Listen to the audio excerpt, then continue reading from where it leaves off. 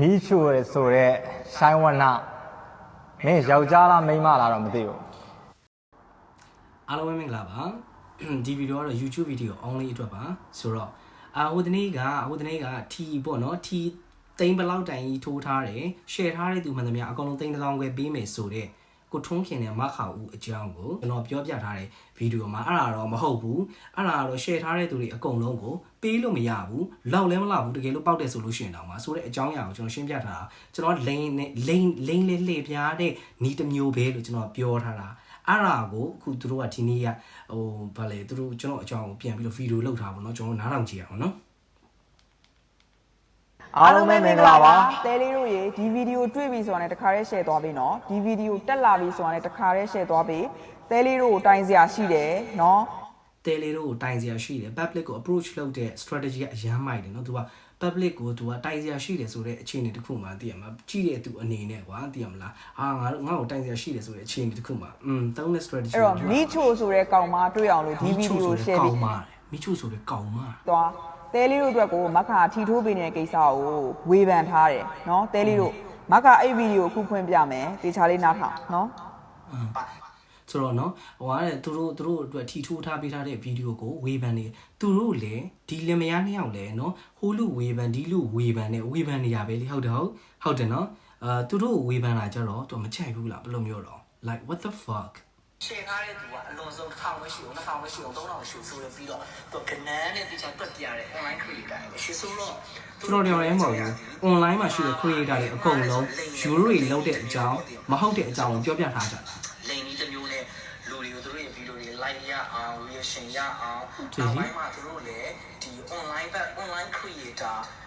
ဘက်ကိုလှမ်းလာတဲ့ပုံစံမျိုးဖြစ်မယ်သူတို့ American လာတဲ့ site ရှိတယ်သူတို့ချာစီဝိုင်းရှိပါဘောနော်ဒါပေမဲ့ကျွန်တော်ပြောချင်တာမခါဦးကြီးစက်ဖွန်ပြလေးမိချိုဆိုတဲ့ကောင်မငါနဲ့ကိုပြောမယ်တေချာနားထောင်နော်ငါတို့တဆွေလုံးတစ်မျိုးလုံးကအမေရိကန်မှာပညာတတ်တွေကြီးပဲနော်ငါဖိုးဆိုရင်ဆရာဝန်ကြီးငါဖွားဆိုရင်သူနာပြုဆရာမကြီးပြီးတော့ငါအသက်12နှစ်ကလေးက9တန်းအမေရိကန်မှာပညာသင်လာတာအခုငါကျောင်းပြီးရဲ့အထိပဲနင့်ထက်အစာပေါင်းများစွာပညာတတ်တယ်နော်နင့်ဟိုတောင်မှပြန်ပြီးတော့ပညာသင်ပေးလိုက်လို့ရသေးတယ်ရှင်းလားအဲ့တော့နင်းပါဇက်ကလူထုလို့ပြောအောင်နင်ကနင်းရဲ့ချွေးနေစာနဲ့နင်မြန်မာပြည်ကပြည်သူလူထုကိုဘလောက်ဖိုးနင်လှူဒန်းပြီးသွားပြီလဲပြီးတော့ဆိုတော့သူပြောတဲ့အချိန်တစ်ခုမှာငါတို့ကပညာတတ်ဆရာဝန်ဘာညာတတ်ကဆိုတဲ့အချိန်ငါနင်ကောင်းမ oh my god that's not a kind of ပညာတတ်နော် that's not a kind of ပညာတတ်သူပြောတဲ့စကားထဲမှာလေမောက်မာတဲ့အတန်တွေပါတယ်ပြီးလို့ရှိရင်အခုသူပြောတာနင်မြန်မာလူမျိုးတွေအတွက်ဘလောက်လှူဒန်းပြီးသွားပြီဆိုလေအကြောင်းအရာတစ်ခုမှာတဗုဒ္ဓဘာသာမဟုတ်ဘူးလားဗုဒ္ဓဘာသာမြန်မာလူတရားဟုတ်တယ်ဆိုလို့ရှိရင်ဗုဒ္ဓဘာသာစစ်ဟုတ်တယ်ဆိုလို့ရှိရင်ကိုဘလောက်လူသူဘလောက်လူเนาะဆိုတော့သူတက်နိုင်တဲ့နေရာသူတက်နိုင်တဲ့အခြေအနေကနေပြီးတော့သူကူညီတဲ့သူကူညီစိန်စေးဖြစ်တဲ့အချိန်မှာကူညီတာသူ့ရဲ့လှူเนาะကိုတက်နိုင်တဲ့နေရာကနေပြီးတော့ကိုကူညီတာကိုလှူတာကိုလှူဒန်းတာအဲ့ဒါကိုလှူခြင်းနဲ့စိတ်ဖြစ်တဲ့အချိန်မှာလှူတာအဲ့ဒါကိုယ့်ရဲ့အလှူဆိုတော့သူများရဲ့အလှူနဲ့ကိုယ့်ရဲ့အလှူနဲ့လုံးဝသွားပြီးမနိုင်ရဘူးလုံးဝမနိုင်ရဘူးเนาะif you want to be a ပညာတတ် you cannot be nice with other people who's donating I'm donating I am ပိုလှူ he is ပိုလှူအဲ့လိုမျိုးတွေမနိုင်ရဘူးเนาะso that's the way เนาะအများကောင်းကျိုးရောနင်ဘလောက်လုပ်ပေးပြီးသွားပြီအများကောင်းကျိုးရောဘလောက်လုပ်ပေးပြီးသွားပြီလေဆိုတော့ that's my business เนาะဆိုတော့ခုနပြောသလိုပဲအများကောင်းကျိုး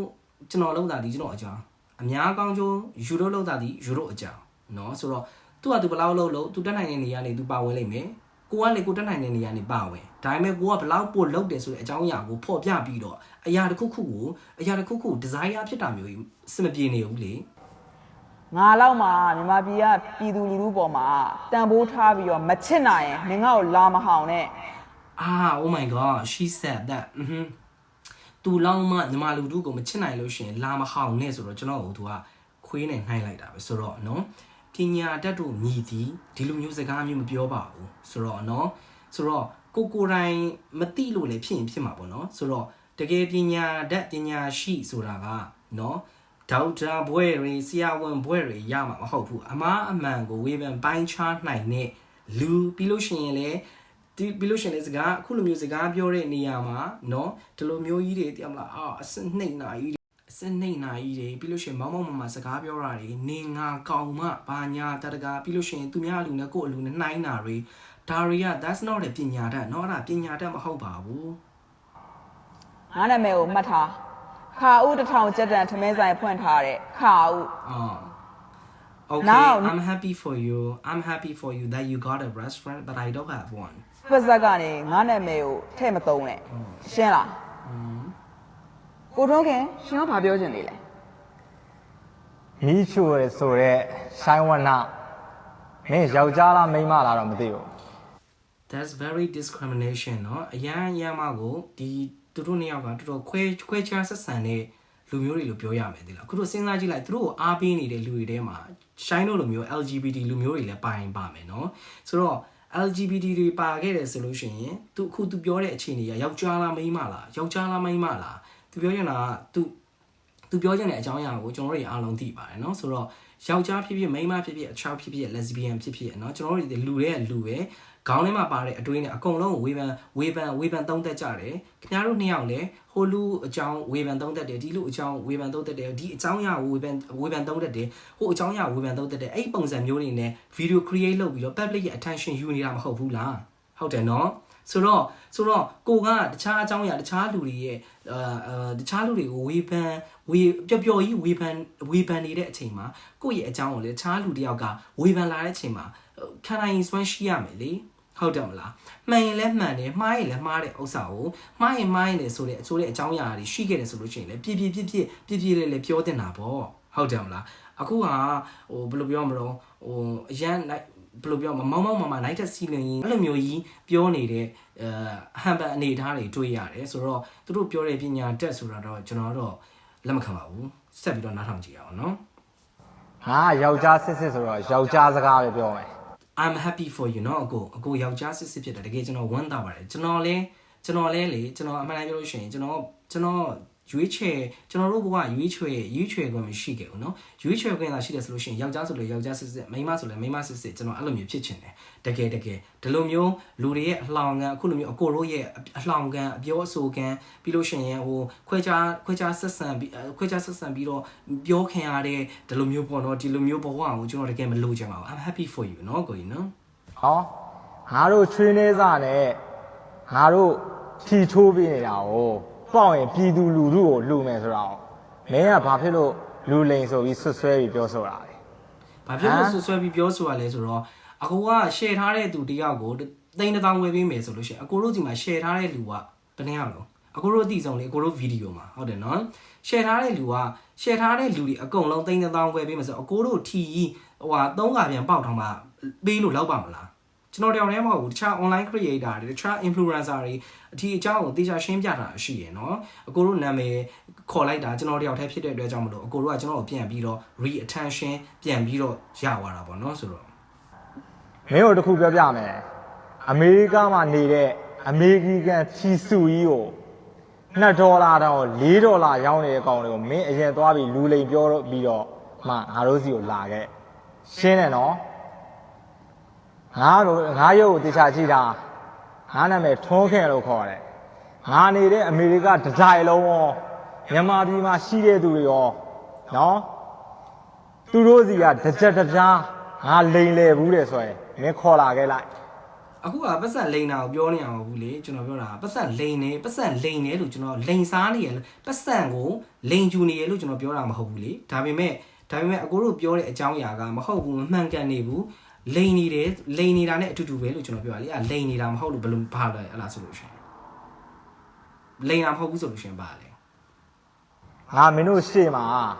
ငါဒူးထောက် share ထားတဲ့သူတယောက်ကို3000ခွဲပေးမယ် share ထားတဲ့သူတယောက်ကဲလို့ပေါက်ခဲ့တယ်ဆိုလို့ရှိရင်လေ share ထားတဲ့သူတိုင်းကိုဘယ်လိုပေးမှာလဲ share ထားတဲ့သူတိုင်းဘယ်လိုပေးမှာလဲ3000ကို share ထားတဲ့သူတွေကိုဘယ်သူက share ထားတယ်ဆိုတော့ဥစ္စာကိုအရင်ဆုံးလိုက်အောင်အဲ့ share ထားတဲ့လူအမောက်အရေးအတွက်ကိုကြည့်ရောအဲ့ပေါက်တဲ့ပတ်စံနဲ့ကာဘာမဖြစ်ဘူးလေအဲ့ဒါဆိုလို့ရှိရင်ဘယ်လိုလုပ်မှာလဲကာဘာမဖြစ်မနေပါဘူးပြောမှာပဲအဲ့လိန်တာမဟုတ်လို့ပါလေကိုပြရမယ်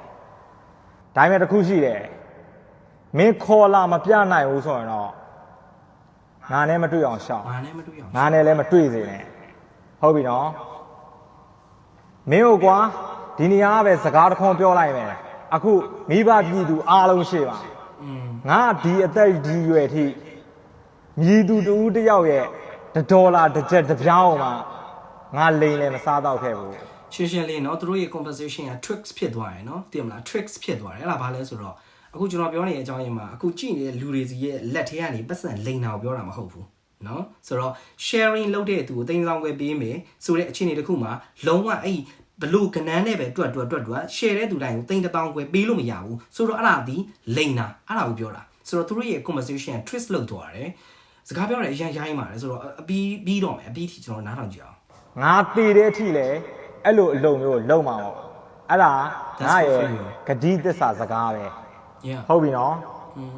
ငါရုပ်ကိုတေချာကြည့်ထားငါနာမည်ထွန်းခင်လို့ခေါ်တယ်မင်းတို့ကြိုက်တာနဲ့လာရှင်းမင်းကြိုက်တာနဲ့ကြိုက်တဲ့ပုံစံနဲ့ကြိုက်တဲ့နေရာမှာငါနဲ့လာရှင်းလို့ရတယ်ငါမင်းတို့ဒီလောက်ပဲပြောမယ်အားလုံး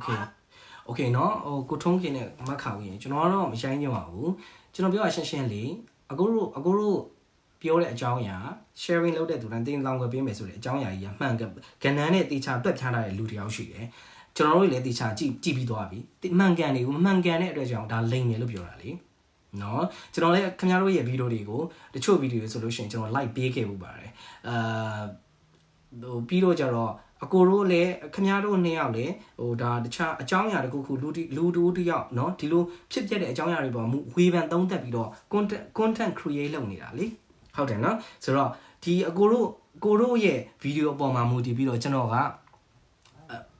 ပြန်ပြီးတော့ဝေဖန်သုံးသပ်တာအဲ့ဒါကိုလည်းကိုယ့်ဘက်ကနေပြီးတော့ခံနိုင်စွမ်းရှိရမယ်လေเนาะပြီးလို့ရှိရင်ပညာတတ်ဆိုတာလေပညာတတ်ဆိုတာအဲ့လိုမျိုးစကားပြောတဲ့အချင်းချင်းဒီလိုမျိုးပြဿနာဖြစ်တဲ့အခြေအနေကြားထဲမှာစကားပြောတဲ့နေရာမှာနင်းငါနင်းငါယောက်ျားလားမသိဘူးမိန်းမလားမသိဘူးဆိုတဲ့အကြောင်းအရာတွေပြီးလို့ရှိရင်ကြိုက်တဲ့နေရာထိုင်လဲငါ့ကိုမတွေ့စင်နေဆိုတဲ့အကြောင်းအရာတွေကပညာတတ်တွေပြောတဲ့စကားပညာတတ်တွေပြောမယ့်စကားတော့မဟုတ်ဘူးခင်ဗျနော်ကျွန်တော်ကတော့အဲ့လိုမျိုးပဲသုံးသပ်ပါတယ်ဆိုတော့နော်ဒီကျန်တဲ့အကြောင်းအရာကတော့မိတီအခုသူတို့ပြောတဲ့ကြည်နေတဲ့မိဘဆွေမျိုးမိဘပြည်သူလူထုတွေကိုယ်တိုင်ဝေဖန်သုံးသပ်ကြပါလို့ကျွန်တော်ကတော့ဒီလောက်ပါပဲဆိုတော့နော်နောက်တက်လည်းဘာမှကျွန်တော်ပြောမှာမဟုတ်တော့ပါဘူးဒီလောက်ပါပဲเนาะကျေးဇူးပါ